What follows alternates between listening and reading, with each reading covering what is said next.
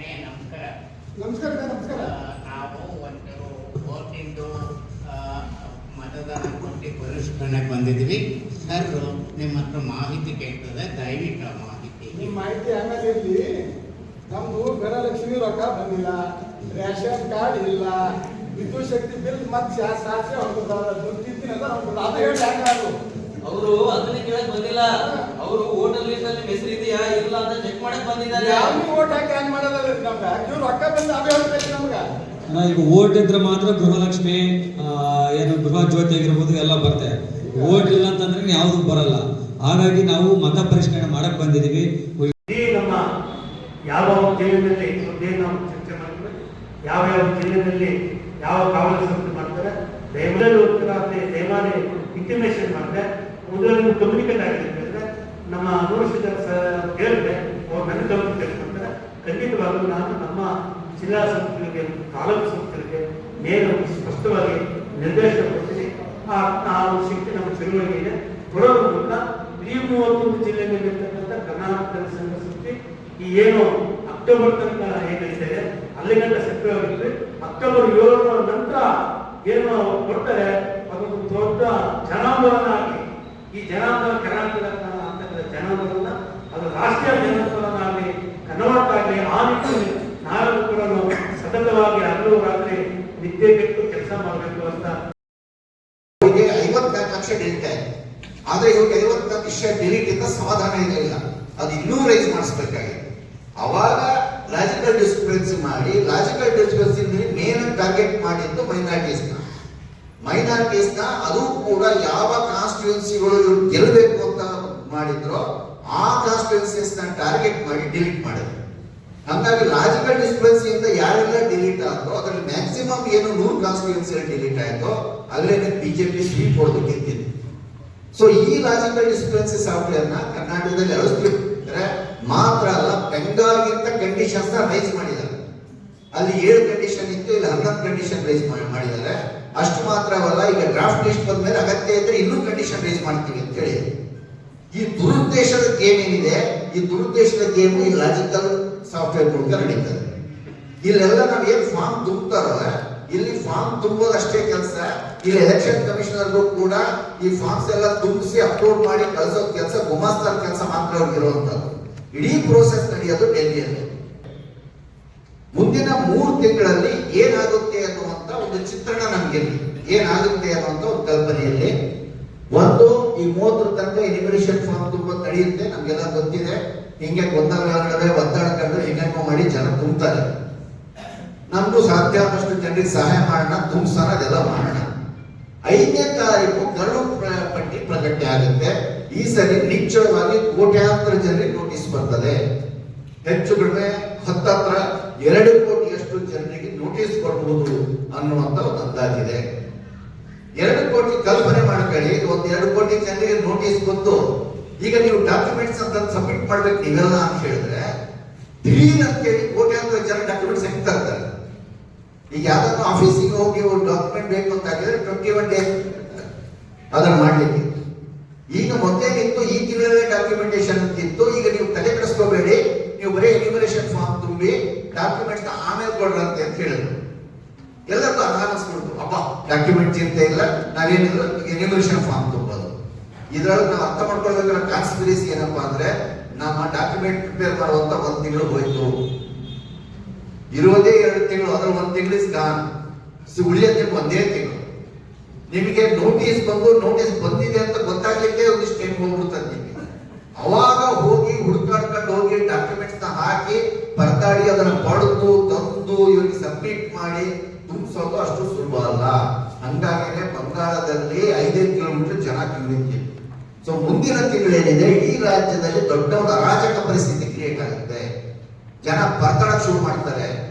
ಎನಿಮಿನೇಷನ್ form ನ ಪರದಾಟ ಏನೇನೂ ಅಲ್ಲ, ರಿಯಲ್ ಪರದಾಟ ಅನ್ನೋದು ಮುಂದಿನ ತಿಂಗಳಿಗೆ ಅದು ಶುರು ಆಗ್ತದೆ. ಅದಾದ್ಮೇಲೆ ನಾವು ಅದನ್ನು ಸೆಪ್ಟೆಂಬರ್ 4 ತನಕ ಅದು ತುಂಬಲಿಕ್ಕೆ ಅವಕಾಶ ಇದೆ. ಹೆಂಗೂ ಪರದಾಡಿ ಎಷ್ಟು ಜನ ಕೊಡಕ್ಕಾಗ್ತದೋ, ಎಷ್ಟು ಜನ ಸಬ್ಮಿಟ್ ಮಾಡಕ್ಕಾಗ್ತದೋ ಅವೆಲ್ಲ ಒಂದಿಷ್ಟೆಲ್ಲ ನಡೀತವೆ. ಆಮೇಲೆ ಒಂದು ಸೆಪ್ಟೆಂಬರ್ 5ರಿಂದ ಒಂದು ಅಕ್ಟೋಬರ್ 6 ತನಕ ಒಂದು ಸ್ಮಶಾನ ಮೌನ. ನಮ್ಗೆ ಏನ್ ಗೊತ್ತಿಲ್ಲ, ಕೈ ಕೊಟ್ಬಿಟ್ಟು ಕೈ ಮುಗಿಕೊಂಡು ಕುದುರೋದಷ್ಟೇ.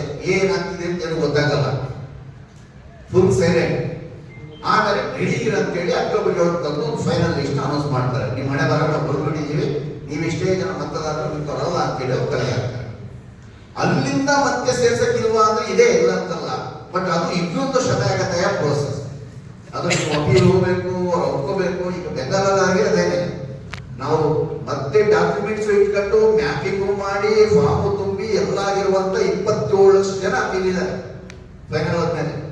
ಆ 27 ಲಕ್ಷ ಜನ ಟೆಸ್ಟ್ ಮಾಡೋದು ಹೆಂಗೆ? ಈಗ ಸ್ಪೆಲ್ಲಿಂಗ್ ನಿಮ್ಗೂ ಇಷ್ಟು 2 ಇದೆ, ನಿಮ್ದು ಆಗ್ತೀರಾ, ನೀವು ಆ ಸ್ಪೆಲ್ಲಿಂಗ್ ನಾನು ಹೌದು ಅಂತ ನಿಮ್ಮನ್ನು ಟೆಸ್ಟ್ ಮಾಡಬೇಕು. ಟೆಸ್ಟ್ ಮಾಡ್ಲಿಕ್ಕೆ ಮಾನದಂಡ ಹೆಂಗ್ ಕಂಡಿಡಿತೀರಿ ಅದು ಮಾಡಕ್ಕಾಗಲ್ಲ. ಹಂಗಾಗಿದೆ ಟ್ರಿಬ್ಯುನಲ್ ಇಟ್ಟಿದ್ದು 5 ಟ್ರಿಬ್ಯುನಲ್ ಇಟ್ಟು ಕೊನೆಗೆಲ್ಲ ಅವ್ರು ಫೈನಲ್ ಮಾಡಕ್ಕಾಗಿತ್ತು 1543 ಅಪ್ಲಿಕೇಶನ್ಸ್ ಮಾತ್ರ 27 ಲಕ್ಷದಲ್ಲಿ. ಏನ್ ಮಾಡ್ಬೇಕು ಇವತ್ತು ಪರಿಹಾರ ಇಲ್ಲ ಬೆಂಗಾಲ.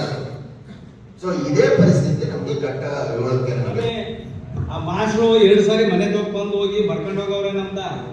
ನೀವು ಒಂದ್ಸರಿ ಚೆಕ್ ಮಾಡಕ್ ಬಂದಿದ್ದೀರಾ? ಹೌದಣ್ಣ, ಏನು ಹೆಸರು ತಿದ್ದುಪಡಿ ಇದ್ರೆ ಅದು ಡಿಲೇಟ್ ಆಗಿರ್ತದೆ, ಅಥವಾ ಸೇರ್ಪಡೆ ಇದ್ರೆ ಯಾರಾದ್ರೂ ಸೇರ್ಪಡಿದ್ರೆ ಸೇರಿಸುವಂಥದ್ದು, ಯಾರಾದ್ರೂ ಡಿಲೇಷನ್ ಇದ್ರೆ ಮಾಡುವಂಥದ್ದು ಮಾಡ್ತಾ ಇದ್ವಿ.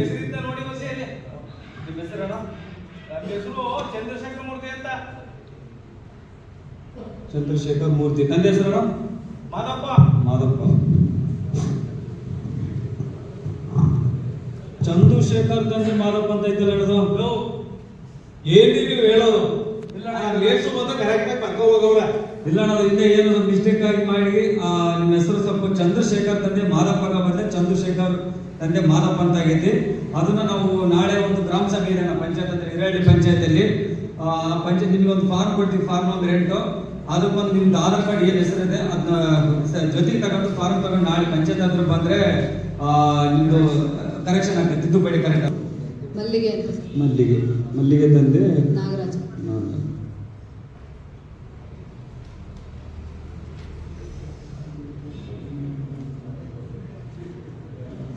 ಮೇಡಮ್ ಇದೆ ಡಿಲೀಟ್ ಅಂತ ಬರ್ದಿದೆ ಮೇಡಮ್ ಇದರಲ್ಲಿ. ಹೌದು ಮೇಡಮ್. ಯಾಕೆ ಗೊತ್ತಿಲ್ಲ, ಡಿಲೀಟ್ ಅಂತ ಡಿಲೀಟ್ ಅಂತ ಆಗಿದೆ. ಹೌದು ಮೇಡಮ್, ಡೆತ್ ಅಂತ ಬಂದಿದೆ. ಹೌದು ಮೇಡಮ್, ಇದರಲ್ಲಿ ಲಿಸ್ಟಲ್ಲಿ ಹಂಗೆ ಬಂದಿರೋದು ಮೇಡಮ್. ಇದು ಮೇಡಮ್ ಇದನ್ನ ನೀವು ಸರಿಪಡಿಸ್ಬೇಕಂದ್ರೆ ನಿಮಗೆ ಒಂದು ಫಾರ್ಮ್ ನಂಬರ್ 6 ಅಂತಿದೆ. ಫಾರ್ಮ್ ನಂಬರ್ 6 ಅಂತ ಇದೆ. ಅದನ್ನ ಜೊತೆ ನಿಮ್ದು ಆಧಾರ್ ಕಾರ್ಡ್ ತಗೊಂಡು ನಾಳೆ ಪಂಚಾಯತ್ ಹತ್ರ ಬಂದ್ಬಿಡಿ.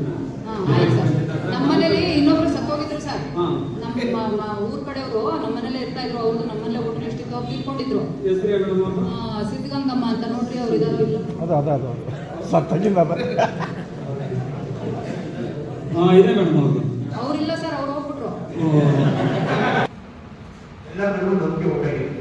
ಚುನಾವಣೆ ಆಯೋಗಕ್ಕೆ ಎಲ್ಲ ಉಂಟಾಗಿತ್ತು, ಮಾಡ್ತೇವೆ. ಉದ್ದೇಶ ನೇರಗೋಸ್ಕರ ಉಂಟಾಗ್ತಿತ್ತು. ಕೈ ಗೊಂಬೆಯಾಗಿ ಉದಾಹರಣೆಗಳು ಬೇಕಾದಷ್ಟು ರಾಜ್ಯಗಳಲ್ಲಿ 9 ರಾಜ್ಯಗಳಲ್ಲಿ 9 ರಾಜ್ಯಗಳಲ್ಲಿ ಅಂತ ಬರ್ತಿಗೆ ನಾವು ನಾವು ಕೂಡ ಎಲ್ಲ ಕಡೆ ಮೀಟಿಂಗ್ ಇರಬೇಕು, ಆನ್ಲೈನ್ ಮೀಟಿಂಗ್ ಅಲ್ಲಿ ಮತ್ತೆ ಫಿಸಿಕಲ್ ಮೀಟಿಂಗ್ ಅಲ್ಲಿ ಕೂಡ ನಾವು ಚರ್ಚೆ ಮಾಡ್ತೀವಿ. ರೈತ ಸಂಘ ಇರೋ ಕಡೆ ಒಬ್ಬರು ಕೂಡ ವಂಚಿತ ಆಗಬಾರ್ದಂಗೆ ನೋಡ್ಕೊಳ್ತೇವೆ. ರೈತ ಸಂಘ ಮಾಡ್ತಿದ್ದೀವಿ. ವೆಸ್ಟ್ ಬೆಂಗಾಳಲ್ಲಿ ಗೆಲ್ಲಕ್ಕೆ ಪ್ರಯತ್ನ ಏನು ಮತ ಕೊಡಲು ಹೋಗ್ತದೆ, ಅದು ಕೂಡ ಮುಂದೆ ಜನ ಎಚ್ಚರಿಕೊಂಡು ಒಂದು ವಿರುದ್ಧವಾದಂಥ ನಡೆಯಲ್ಲ ಪ್ರಾರಂಭ ಮಾಡುವುದು ಅನ್ನುವಂಥ ಭಯ ಕೂಡ ಇದೆ. ಅದಕ್ಕೋಸ್ಕರ ಅವರು ಜನಪ್ರತಿನಿಧಿಗಳೇ ಕೊಳ್ಳುವಂಥ